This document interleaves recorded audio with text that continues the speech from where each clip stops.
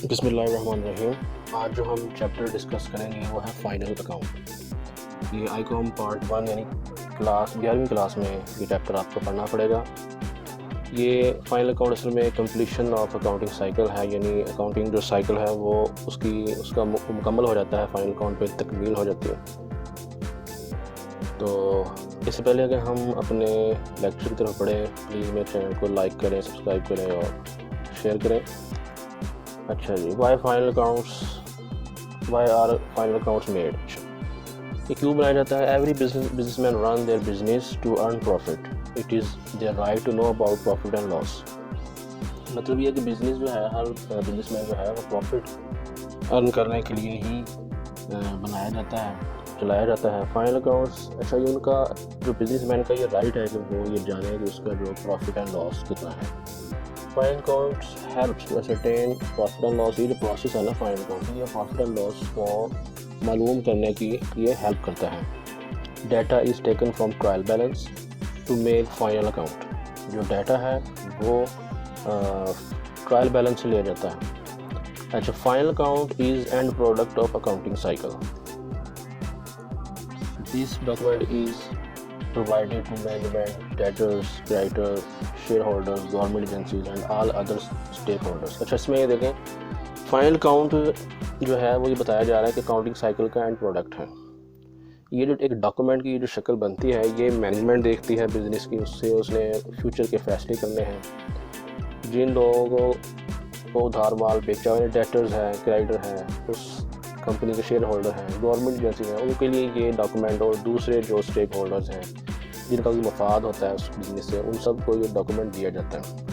ख़ासतौर पर ये गवर्नमेंट एजेंसीज, क्योंकि गवर्नमेंट को आपने टैक्स देना है, तो उसका वो कितना लगेगा, किस रेट से लगेगा, वो सब फैसले इसी डॉक्यूमेंट की बेस पे होते हैं।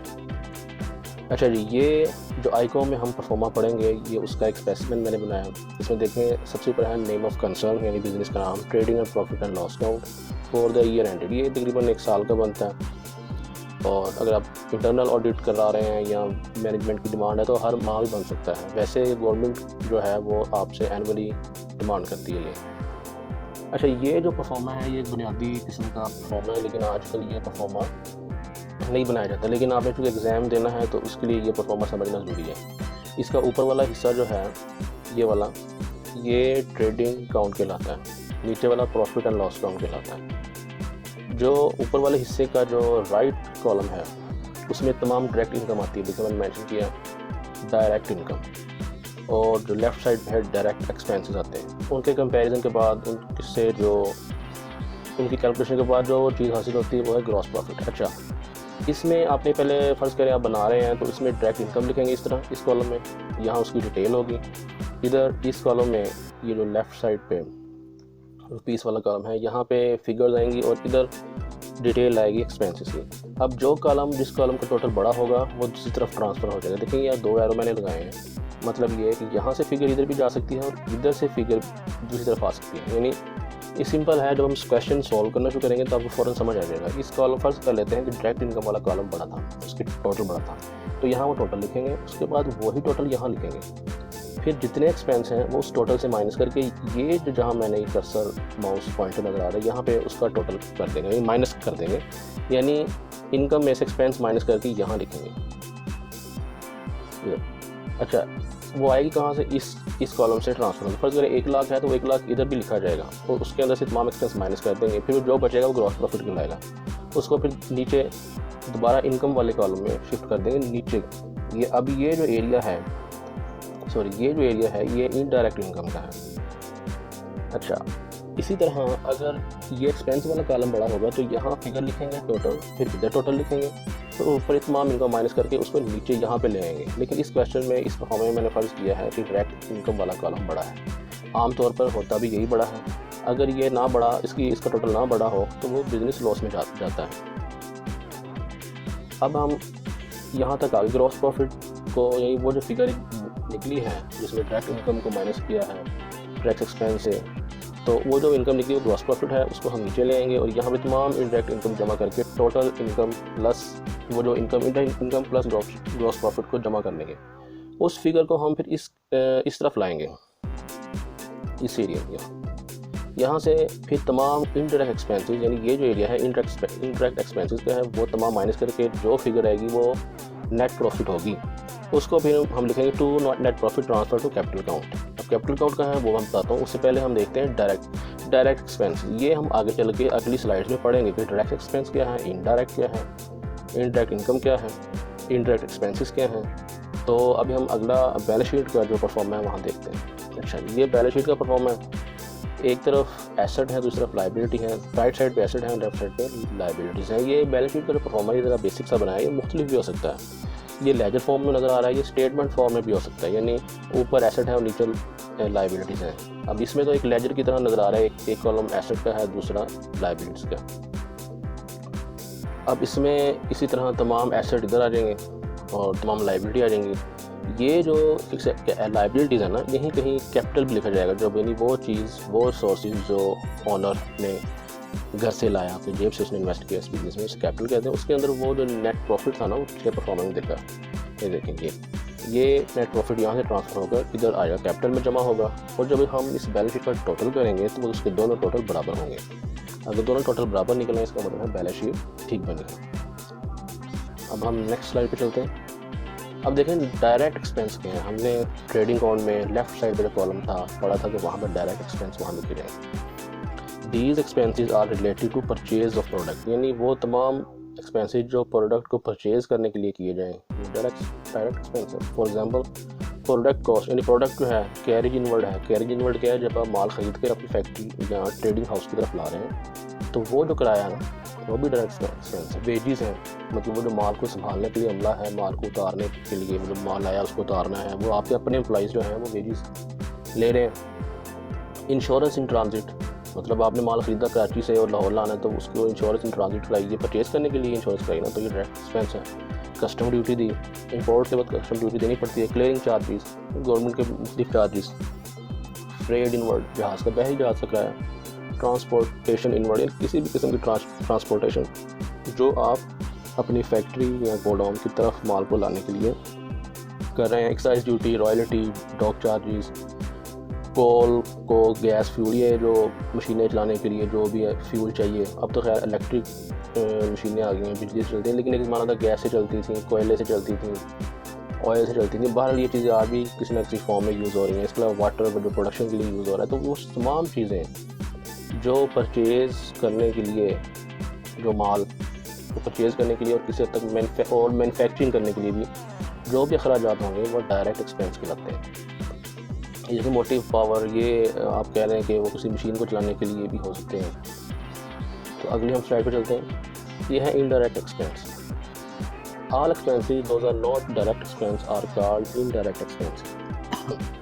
वो एक्सपेंसेस जो मतलब डायरेक्ट एक्सपेंसेस की कैटेगरी में नहीं आते वो इनडायरेक्ट एक्सपेंस है। These expenses are related to administration and marketing, और for example salaries, rent, postage and telegram, fees, electric charges, telephone charges, printing and stationery, carriage outward, advertisement, salesman commission.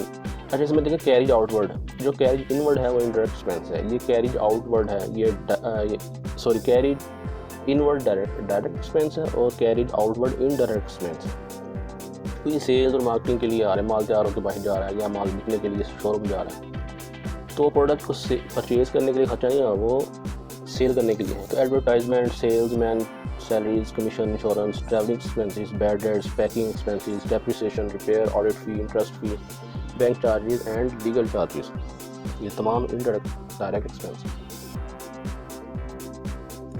अच्छा जी, income देखिए। Indirect income from sales of goods और services is called direct income.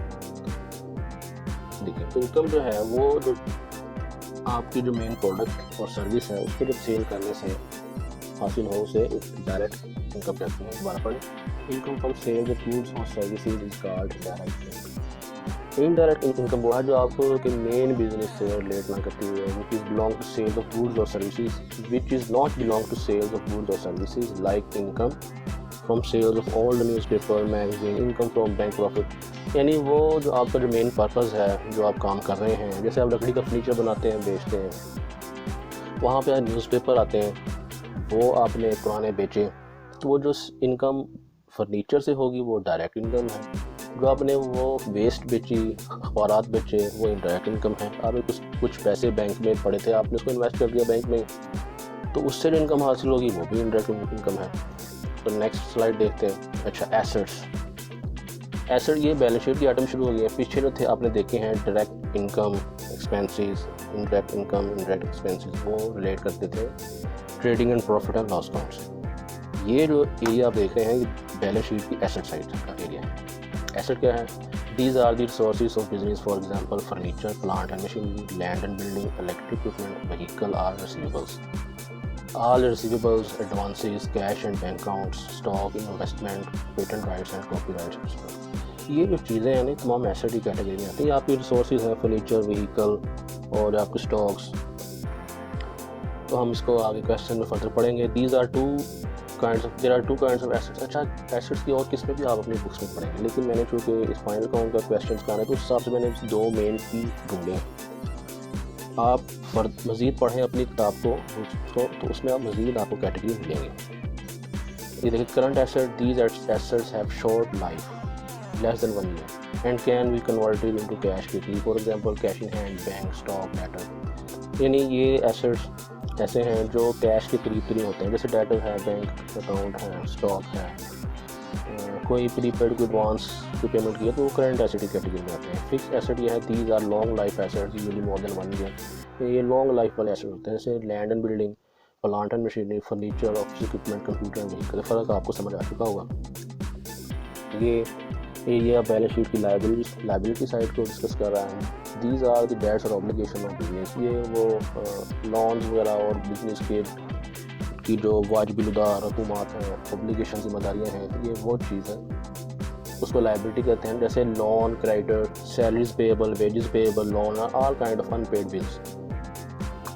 तमाम चीज़ें जो आपने पे करनी है वो आपकी लाइबिलिटी है। There are following kinds of liabilities. अच्छा, इसकी भी काफ़ी किस्में आपको किताबों में मिलेंगी, अपनी बुक्स को ज़रूर पढ़ें। मैंने सिर्फ 2 मेन उठाई हैं। वो दो क्या हैं? करंट और short term liabilities. These debts which are repayable within a short period of time are called current liabilities. यानी 1 साल के अंदर जो चीज़ें पे होनी है वो आपकी करंट लाइबिलिटी कहलाती है। For example creditors, bill payable, bank overdraft, bank से इजाफी पैसे निकलवाए हुए हैं लोन की शक्ल में, आपके क्रेडिटर्स हैं, बिल पेएबल हैं। अच्छा जी, नेक्स्ट देखें, फिक्स्ड और long term liabilities. These liability which are repayable after long period of time are called fixed और long term liabilities. For example long term loans हो गए, डिबेंचर हो गए। लोन जो आपने 20 साल में वापस करना है, 5 साल में वापस करना है। डिबेंचर भी आप आगे चल के पढ़ेंगे क्या चीज़ है। तो ये आमतौर पे 1 साल से ज़्यादा के जो भी पेएबल हैं 1 साल बाद आपने पे करने, यानी ऐसे लोन जो आपने 1 साल की पीरियड से ज़्यादा लगेंगे आपको पे करने में, जैसे बैंकों से लिए गए लॉन्ग टर्म लोन्स वगैरह, ये आपको इसको लॉन्ग टर्म लाइबिलिटीज़ कहते हैं या फिक्स्ड लाइबिलिटीज़ कहते हैं। नेक्स्ट देखते हैं। नेक्स्ट है कैपिटल। ये भी लाइबिलिटी होता है बिजनेस पे, लेकिन इसमें और दूसरी लाइबिलिटी में फ़र्क यह है कि ये वो रिसोर्स है, resource that an owner of business invest in shape of cash, land, building, furniture, equipment और एनी अदर काइंड। यानी वो कैपिटल, वो रिसोर्स है जो ओनर अपने घर से लेके आता है, उसके पास ऑलरेडी मौजूद होता है। उसने 1 लाख रुपया बिजनेस में इन्वेस्ट किया, तो वो जो 1 लाख रुपया है वो एक तरफ बैलेंस शीट में एसेट साइड पर नजर आएगा, बैंक की शक्ल में या कैश इन हैंड की शक्ल में, दूसरी तरफ लाइबिलिटी साइड पर कैपिटल के नीचे नजर आएगा, कैपिटल के हेड में नजर आएगा। तो ये वो रिसोर्सेज हैं जो ओनर के अपने होते हैं, वो खुद इन्वेस्ट करता है बिजनेस में। अच्छा जी, अब मैं ये आपसे रिक्वेस्ट है कि प्लीज़ मेरे चैनल को लाइक करें, सब्सक्राइब करें और शेयर करें। इंशाल्लाह अब हम अगली वीडियोज़ में इसके क्वेश्चन भी सॉल्व करेंगे फाइनल अकाउंट में।